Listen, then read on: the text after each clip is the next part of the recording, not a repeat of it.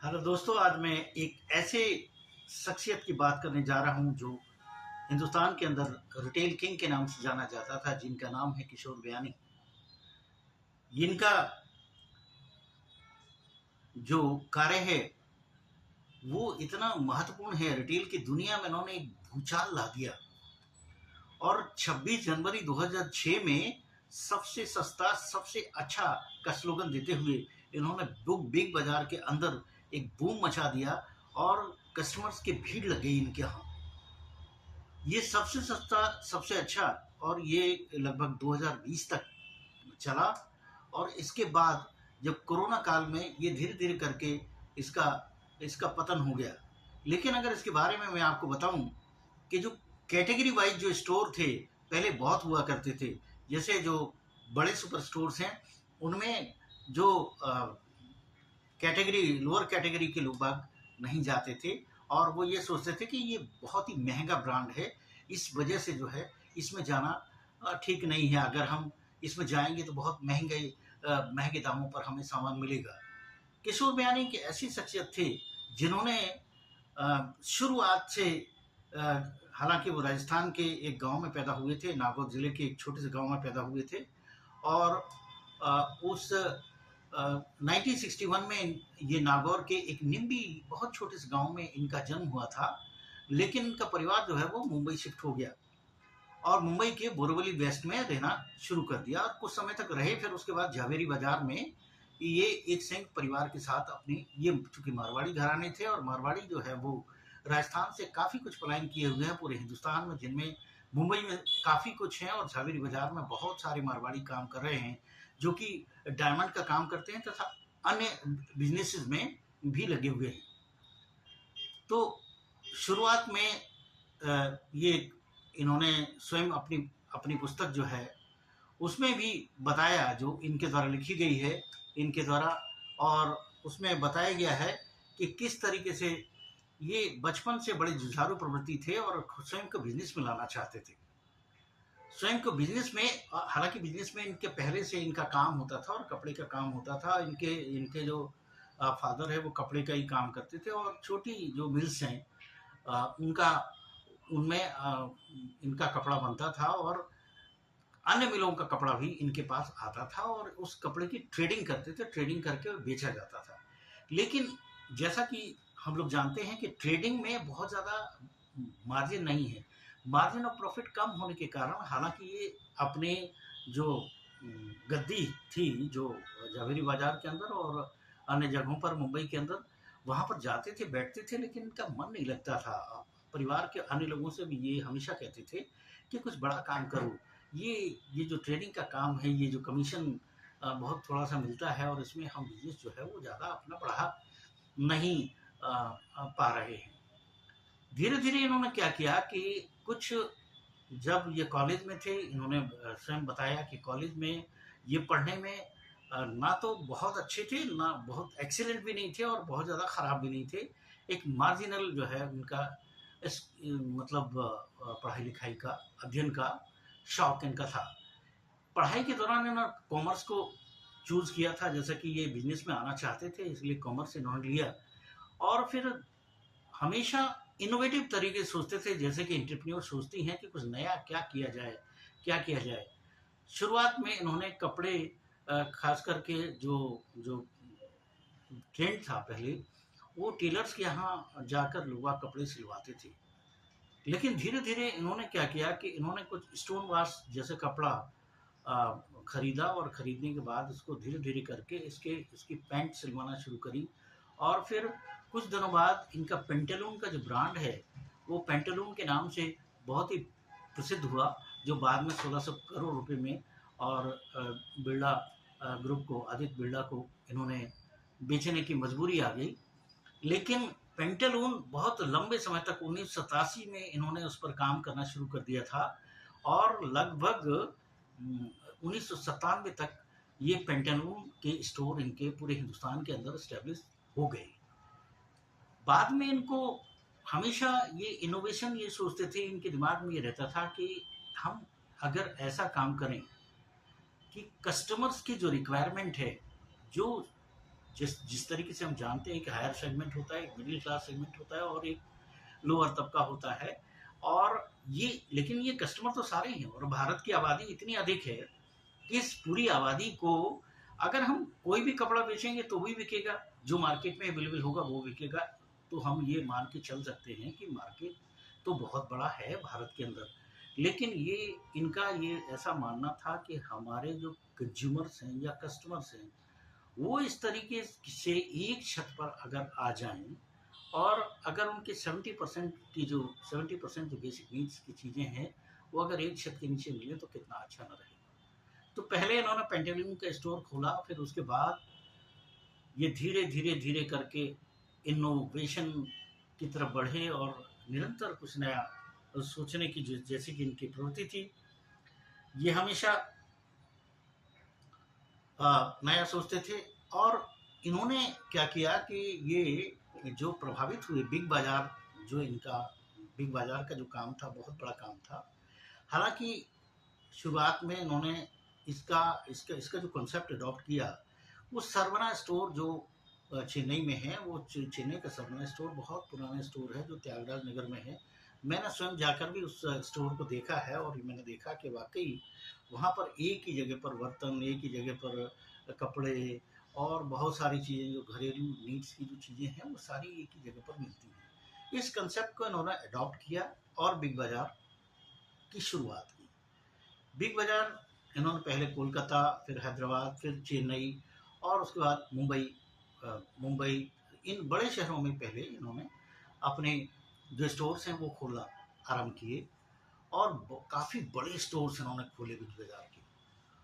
जब बिग बाज़ार के स्टोर खोले और 2006 में इन्होंने क्या किया कि 2006 26 जनवरी 26 जनवरी को ना सबसे सस्ता और सबसे अच्छा करके एक स्लोगन जो है, और मीडिया में काफ़ी एडवर्टीजमेंट किया, विज्ञापन की वजह से कस्टमर्स इतने ज़्यादा 26 जनवरी को इनके आए कि 24 आवर्स में इनके यहाँ इतनी भीड़ लग गई कि इनको अपनी स्टोर बंद करनी पड़ी। तो और इन्होंने सेल्स का एक टारगेट रखा कि इतनी सेल तो आज करनी है, और उससे कहीं कई गुना ज़्यादा सेल इनकी हो गई। और ये देखने में आया कि अगर मार्केट में किसी भी सेगमेंट पर अगर इकोनॉमी के साथ वैल्यू एडिशन अगर वस्तुओं में किया जाए तो हम मार्केट में सर्वाइव कर सकते हैं। इनका जो कंसेप्ट था कि इनका ये भी मानना था कि केवल बड़े शहरों में इस तरह के स्टोर नहीं होने चाहिए, वो छोटी जगहों में भी होना चाहिए। इसीलिए मिडिल क्लास जो सिटीज़ हैं उनमें भी इन्होंने अपने स्टोर्स को खुलवाया। और इन्होंने देखा कि change is also exist in small cities. इन्होंने क्या किया कि जो इनका जो आत्मविश्वास था और कुछ परिवर्तित करने की जो प्रवृत्ति थी वो निरंतर काम कर रही थी। तो इन्होंने जो फूड आइटम्स हैं, पैकेज्ड फूड, अनपैकेज्ड फूड और इस तरीके से ऑर्गेनिक और जो नॉर्मल प्रोडक्ट्स हैं उनको उनको एक साथ एक जगह पर देना शुरू कर दिया। तो जो खुले बाज़ारों में जो सब्जियां हैं, जो दालें हैं, जो चावल हैं, और इन्हीं चीज़ों का पैकेज्ड भी एक ही जगह पर उपलब्ध कराया है। यहाँ तक कि चूँकि मिडिल क्लास में इनकी इनकी परवरिश होने के कारण किशोर बयानी जी थोड़ा मतलब कुछ अलग किस्म के इंसान थे। और आप शायद अगर बिग बाज़ार में अगर पहले गए हों, आज की तारीख में रिलायंस के पास वो पूरा सेटअप उनका है, और सारे बिग बाज़ार लगभग रिलायंस ने ले लिए हैं। जियो स्मार्ट बाज़ार के नाम से जो तारीख में चल, इन्हीं कारणों से उनको बेचना पड़ा।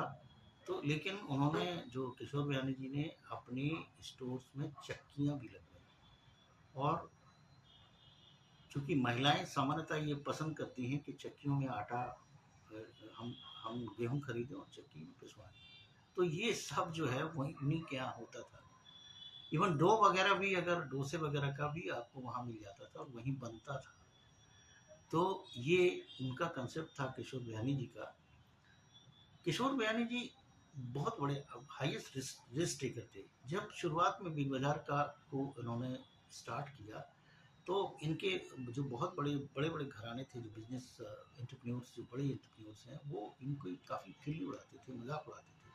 लेकिन ये एकला चलो की जो प्रवृत्ति है, क्योंकि इन्होंने किसी को गुरु नहीं माना था, लेकिन एक शख्सियत इतनी बड़ी है जिनको ये अपना गुरु मानते थे, वो शख्सियत हैं धीरू भाई अम्बानी जी।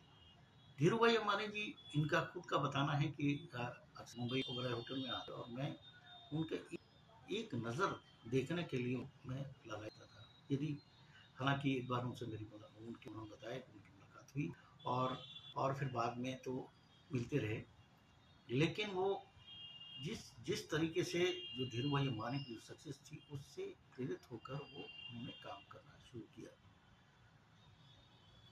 मार्केटिंग की स्ट्रेटेजी को ये बहुत बारीकी से जानने का प्रयास करते थे। ये अक्सर चले जाते थे, किशोर बयानी जी अक्सर अपने स्टोर्स में जाके एक जगह खड़े हो जाते थे और देखते थे कि किस तरीके से कस्टमर्स का बिहेवियर क्या है, आखिरकार कस्टमर्स किस तरीके से बिहेव करता है, क्या उसकी नीड है, कहाँ उसको परेशानी हो रही है, बिलिंग में परेशानी हो रही है कि सामान में परेशानी हो रही है कि आफ्टर सेल सर्विस जो है उसमें परेशानी हो रही है। उन सारी चीज़ों को वो अपने मार्केटिंग जो रिसर्च की जो टीम थी उनको लगाते थे और उनसे बोलते थे कि इनकी एक एक बात को सुनो और एक एक बात पर अमल करो, जो भी परेशानी कस्टमर की हो उसे दूर करो, क्योंकि कस्टमर भी भगवान होता है। वो चाहे तो हमें तख्तोताज दे सकता है, वो चाहे तो ज़मीन पर बिठा सकता है। भारत की वुमेन पावर को भी वो समझते थे और ख़ास करके उनकी कस्टमर्स में वुमेन्स जो है वो बहुत आती थी अपने परिवार के साथ, और एक छत के नीचे पूरा परिवार आकर खरीदारी करता रहा है। पेंटालून का स्टोर उनका बूम पूरे हिंदुस्तान में करीब 70, फिर उसके बाद और भी स्टोर जो है वो खुले, और ऐसा देखा गया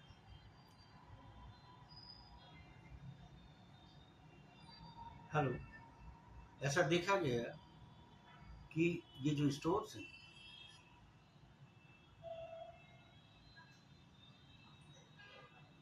हेलो हेलो उन्होंने देखा कि वुमेन पावर जो है बड़ी महत्वपूर्ण होती है और उनकी एक एक बात को वो सुनते थे। धीरू भाई अम्बानी से प्रेरित होकर वो अपने बिजनेस को चलाने का प्रयास करते थे। हालांकि इतना बड़ा साम्राज्य तो वो नहीं खड़ा कर पाए, लेकिन बिग बाजार जिस तरीके से भारत के अंदर चारों तरफ बिग बाजार का एक बूम छा गया और लोगों ने देखा कि तो वाकई, और उनको एक रिटेल किंग का नाम दिया गया कि रिटेल में अगर कोई शख्सियत भारत के अंदर आगे बढ़ रही है तो वो हैं किशोर बयानी जी। किशोर बयानी जी मार्केटिंग रिसर्च बहुत अच्छा करते थे और सेल्स को बढ़ाने में, चूंकि जैसा कि आप जानते हैं कि मार्केटिंग जो है वो सेल्स को बढ़ाने में, सेल्स को प्रमोट करने में बहुत बड़ा रोल प्ले करती है। आफ्टर सेल सर्विस और अन्य प्रकार की जो जो सर्विसेज हैं उनमें उन पर बारीकी से पैनी नज़र रखते हुए काम करना अत्यधिक आवश्यक होता है। वो टेक्सटाइल के बिजनेस में रहे। उनकी पत्नी संगीता राठी जी, वो जानती थी कि कुछ जिद्दी प्रवृत्ति के हैं और उन्होंने स्वयं भी कहा था कि मैं किसी को फॉलो नहीं करता, मैं तो अपने आप को फॉलो करता हूँ। और उनकी एक इंटरप्रेन्योरियल टैक्टिक्स हुआ करती थी।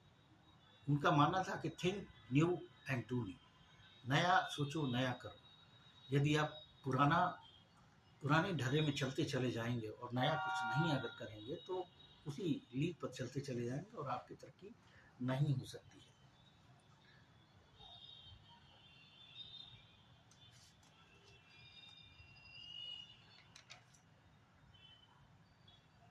जैसा कि मैंने बताया कि वो महिला कस्टमर्स की तरफ बहुत ध्यान देते थे, क्योंकि ग्रोसरी के जो आइटम्स हैं वो खास करके उनके यहाँ बहुत तादाद में उपलब्ध होते थे। बर्तन हैं और भी बहुत सारी चीज़ें हैं, खास करके महिलाओं के कपड़े, जेंट्स के कपड़े, और न जाने कितने तरह के 70% जो फूड आइटम्स है वो खास करके उनके यहाँ मिलता था।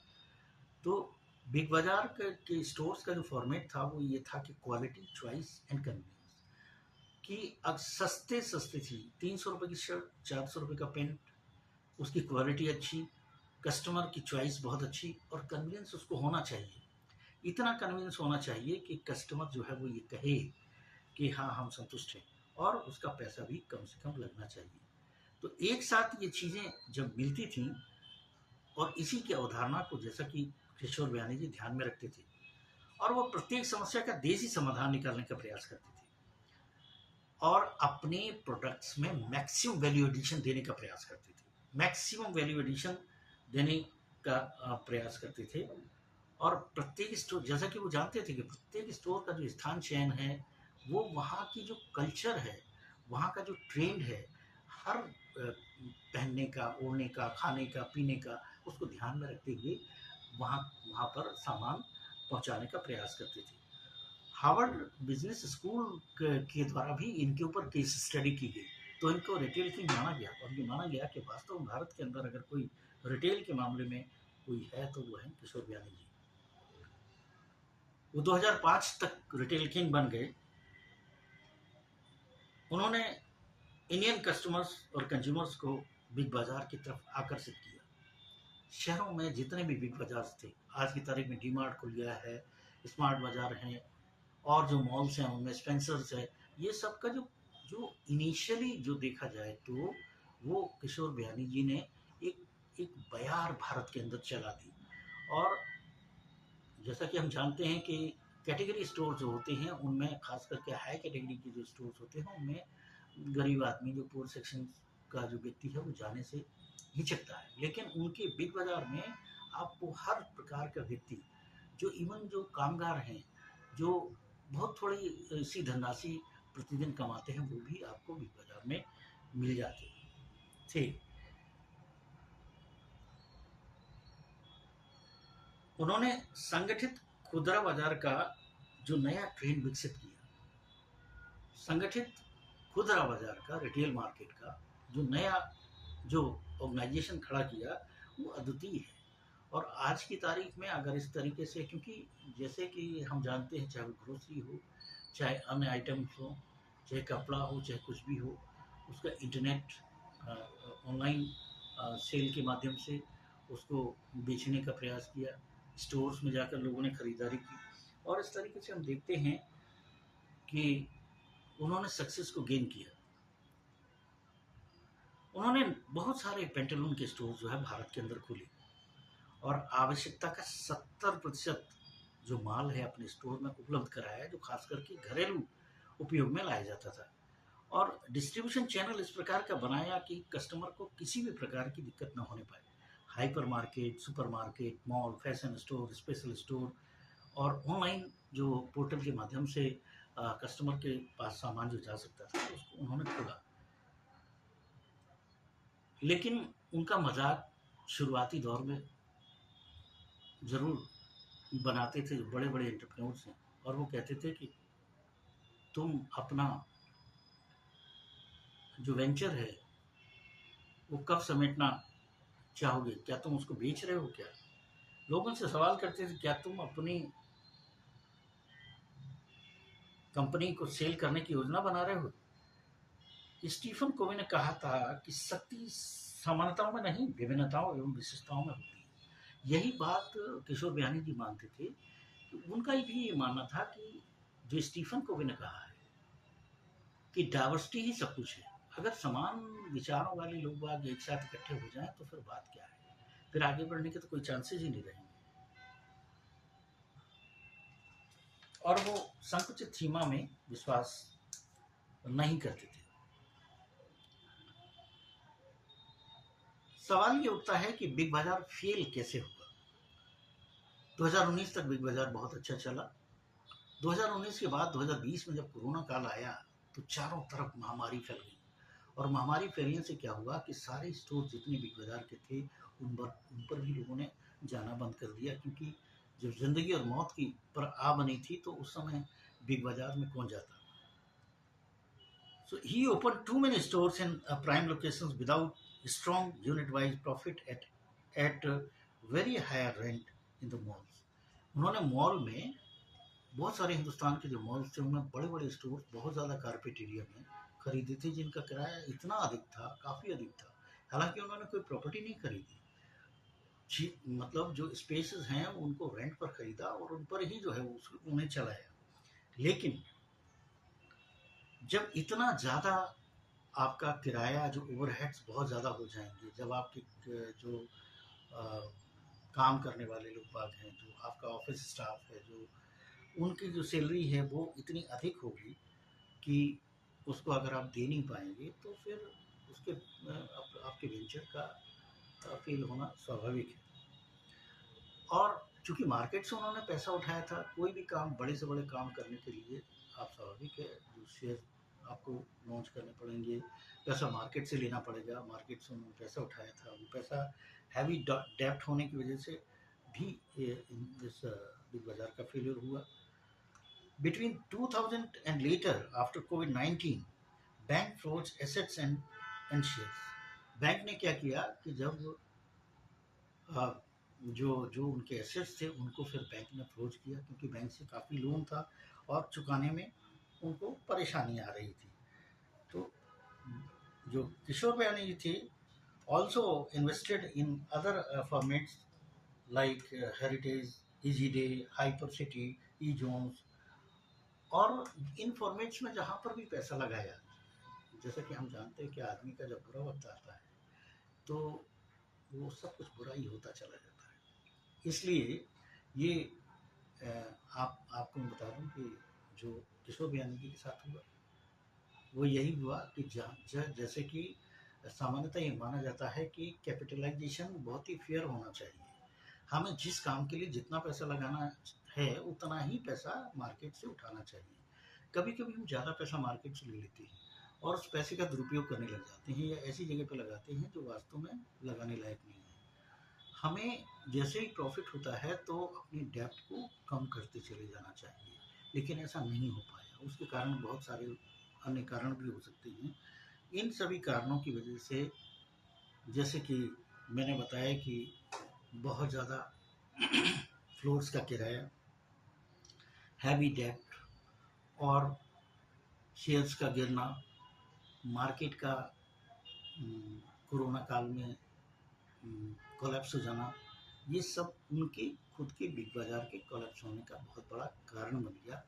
और किशोर बयानी जी जो रिटेल किंग थे वो बाद में उनकी कंपनी का बिग बाजार का फेलियर हो गया। पेंटालून को उन्होंने बेचना पड़ा और आदित्य बिरला ग्रुप को उन्होंने बेचा 1600 करोड़ रुपए में। इसी तरीके से अन्य जो जो स्टोर्स हैं जो बिग बाजार के, वो स्मार्ट बाजार के नाम से आज रिलायंस जियो ने कैप्चर कर लिया है, जैसा कि हम सभी जानते हैं। लेकिन एक केस स्टडी है किशोर बयानी जी की। कभी कभी लोगों का क्या है, में जो इसका सारांश क्या है इस पूरे आपके वीडियो का, ये सारांश है कि लोग, बहुत सारे लोग दुनिया में, भारत में ऐसे हुए हैं जिन्होंने ट्रेंड सेटअप किया है, एक ट्रेंड सेटअप किया है और ये बताया है कि अगर इनोवेटिव तरीके से अगर आप सोचेंगे, करेंगे, तो आप निश्चित रूप से कुछ ना कुछ नया अपने देश को दे जाएंगे।